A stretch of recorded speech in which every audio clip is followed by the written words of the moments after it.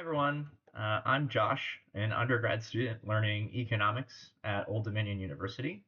I'm currently taking intermediate macroeconomics, and as part of that class, we learned about the Laspeyres and Paasche indexes, which are both used to measure inflation. And so it's useful to kind of start this conversation about those indexes by defining what inflation is. And the Keynesian definition is a rise in the general price level. So both the Laspeyres and Paasche indexes help us measure that rise by weighing the aggregate of prices over time. The Laspeyres index, which is the method that is used to compute the CPI, compares the current cost of a fixed base year basket of goods to the base year cost of that same basket. So this effectively ignores the current quantities purchased, showing how much it would cost today to buy the same amount of things that we bought previously, even if we've changed what we're actually buying.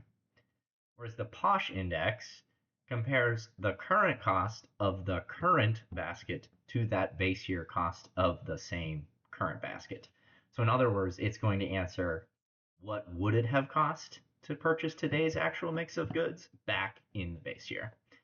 Generally speaking, the Laspeyres index tends to overstate inflation because it uses those fixed quantities and ignores substitution caused by relative price changes through time.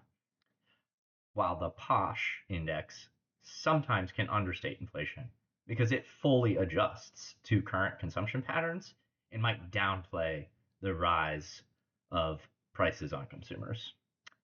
For example, let's take the price of chicken and beef.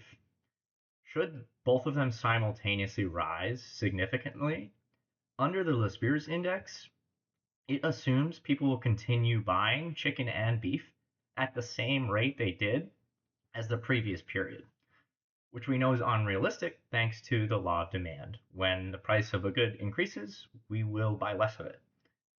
The Paasche index, however, automatically accounts for substitution by using current quantities. So if people are in this current period buying less chicken and beef and switch to pork, let's say, or another comparable protein, the Paasche index will reflect that shift, showing a smaller overall increase in the cost of living because consumers are mitigating that impact in the price hike of chicken and beef by adjusting their purchases.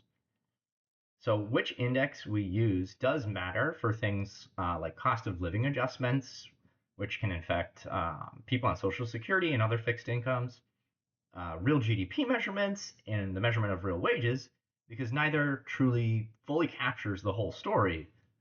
Under a Paasche index, reported inflation is going to be lower.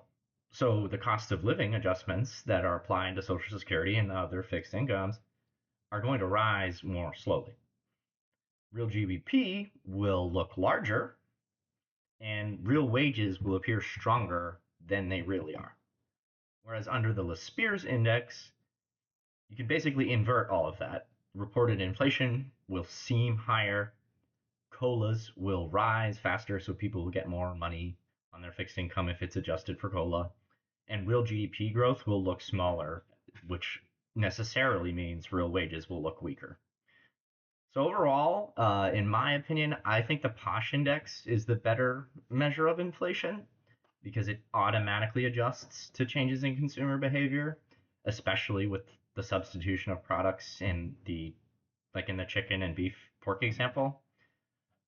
While definitely no measure is perfect, the Paasche gives a more realistic view of how people actually respond to prices changes in the economy.